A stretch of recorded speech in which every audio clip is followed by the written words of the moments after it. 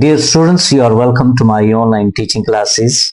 I'm Chauhan, and today in this series I'm going to explain some questions with their answers on John Keats, one of the romantic poets of England. John Keats has often been called an escapist. In this discussion, I'm going to prove that John Keats was not an escapist. He was not an escapist. John Keats has often been called an escapist. Among all romantic poets, he is perhaps the only poet who is charged with escapism. The reasons for this blame are there, but we cannot dub him as an escapist.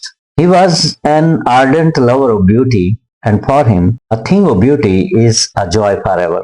In one of his early poems, Sleep and Poetry, he says that he will first plunge into the realm of flora and pan, means the world of beauty, free from pain and ugliness. And then he puts the question, can I ever bid these joys farewell? Then comes the answer, yes, I must bid these joys farewell. The lines are, yes, I must pass them for a nobler life, where I must find the agonies, the strife of human heart. Are the above words of an escapist? Certainly not. Then why is Keats so often called an escapist? Is he really an escapist? Let's try to seek an answer to all these queries. All the prominent poets of Keats' times were influenced by the ideas and ideals of the French Revolution. Keats ignored the ideas that awoke the youthful enthusiasm of Wordsworth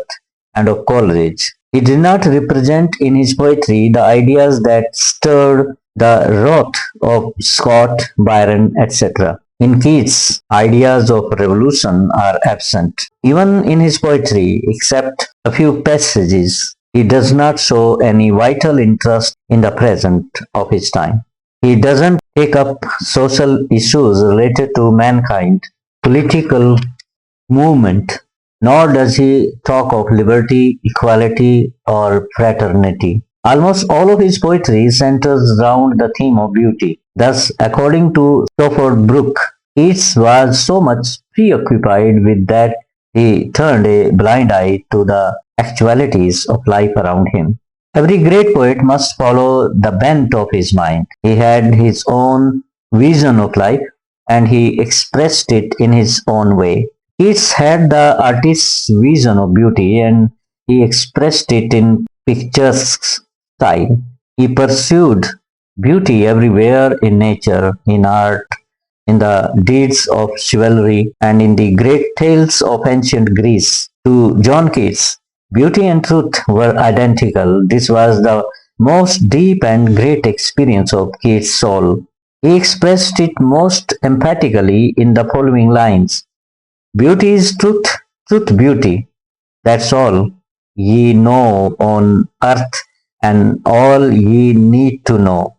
Since Keats' efforts in pursuing beauty is to pursue truth also, he cannot be called an escapist.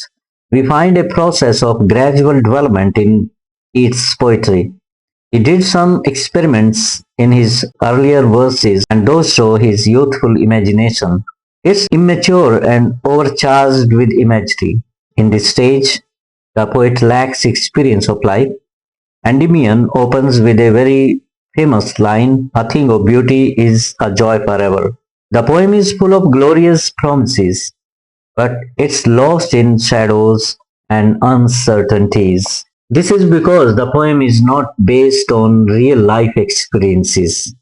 Even in Isabel, Lamia, and the Eve of St. Agnes, the poet has no tight grip on real life experiences. His imagination plays with the romance of love, but in the odes, Keats shows his tight grip on life. It seems that the poet has now experienced the sorrows and sufferings of life. The taste of harsh realities of life compel him to wish for a life of joy and happiness. The world of the nightingale attracts him, and he tries to escape from the weariness, the fever, and the fret of life. He seems to shudder from the real world, the world where men sit and hear each other groan. His personal sorrows become more piercing when he contrasts the lot of man with that of the nightingale. But towards the end of the poem, Keats is able to understand and realize that escape from the realities of life was neither possible nor desirable. Sorrows and sufferings are inseparable parts of life. This attitude of the poet towards life shows his wisdom and maturity. On this ground, we cannot call him an escapist. His another ode, that is Ode to Autumn, fully proves Keats as a mature poet who now understands life in its full view.